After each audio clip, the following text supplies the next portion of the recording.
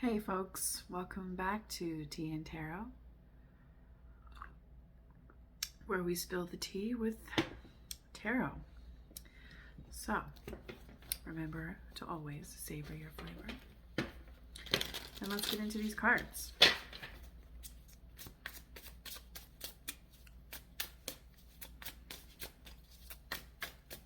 Coming up to a new moon cycle. What do we got? Ooh, 3. So, the Hanged One, random Guru card, which is also the Hierophant, the Hanged One, and the 8 of Pentacles. Okay. So, the Hierophant, starting off with the Hierophant, we've got Taurus energy coming through. You could be a Taurus. Either way, this is all about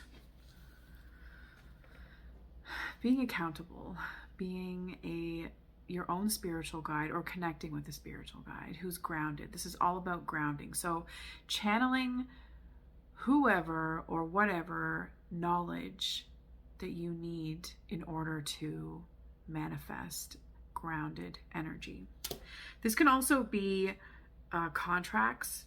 Sometimes, like when you think about priests and bishops, you know, they are ordained to deal with marriage. So not necessarily marriage, but contracts. And no offense to anybody that's getting married out there, but it costs a lot more money to get divorced if you're actually married versus if you aren't.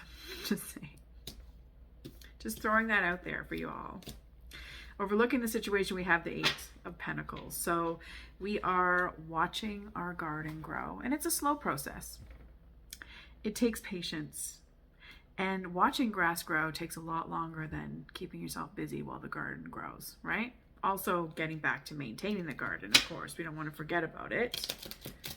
But yeah, this could be a period of, like, it may feel like you're on some type of plateau, and you might have hit a plateau in life, but at the same time, plateaus are still what get you to the next level. You gotta cross the plateau in order to start climbing again, right? This could also be about like fruit ripening as well. So if you've already, you know, picked the fruits of your labor, you've found what it is that you're doing. This is about like just waiting for it to ripen, and then moving on into the 8, which is dealing with the very mundane sort of business detailed aspects of whatever it is that you're doing. And if this has to do with your health, this is also about refining whatever health routine you're going to like move towards, right? So temperance, restraint, that is key to getting to the 8 of Pentacles with regards to your health, wealth, and finances. Restraint, so doing the things that are healthier, that are required in order to be healthy, that are required in order to manifest money, like, and they can be very boring things that you don't want to do. Like maybe you want to stay up late and enjoy yourself and be around friends and have a few, but in actuality, you should be going to bed early and waking up early for a little while, at least until you can create some time and space for yourself to have some fun and get your circadian rhythm off and get back on it again, kind of thing.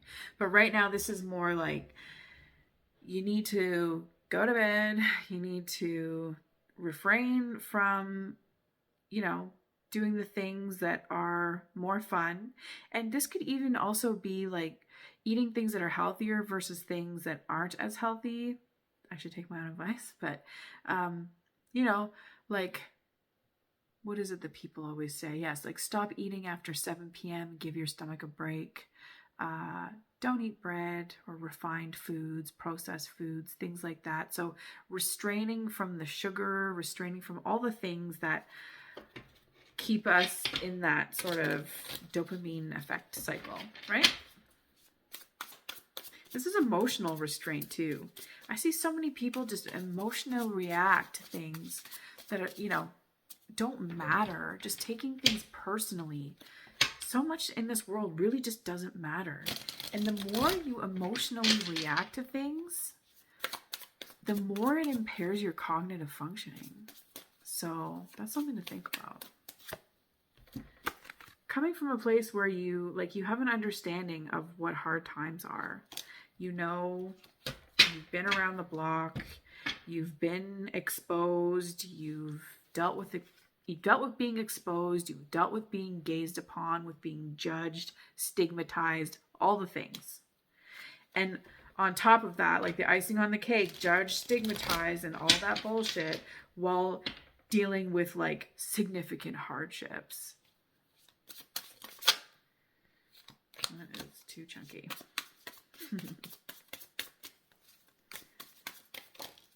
Okay, we have the Ace of Wands reversed. So moving into a place where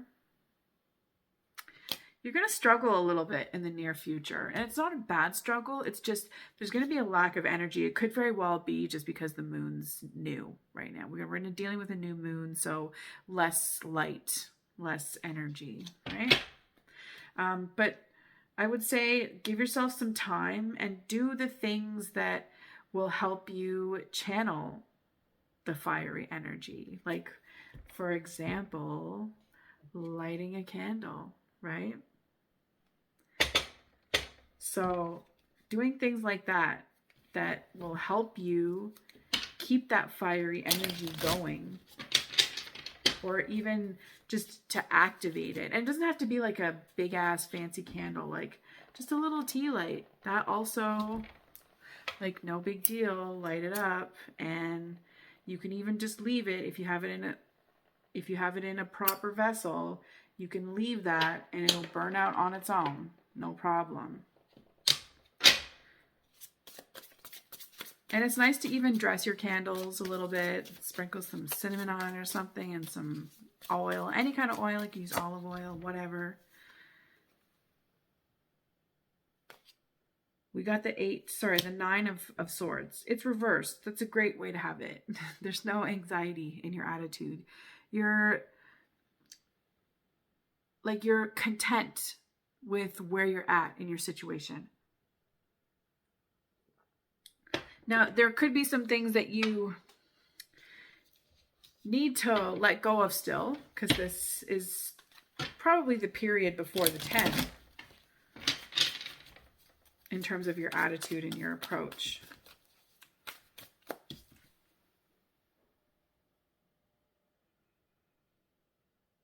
Interesting.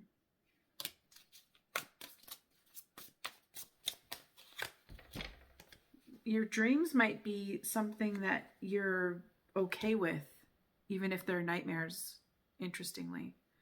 Or like no one's fighting you. Like there's no internal conflict that you're experiencing with your attitude. People see that you sort of cut your losses and move forward. Moving forward and onward. Letting go of your emotions. Letting go of people that you've been emotionally attached to.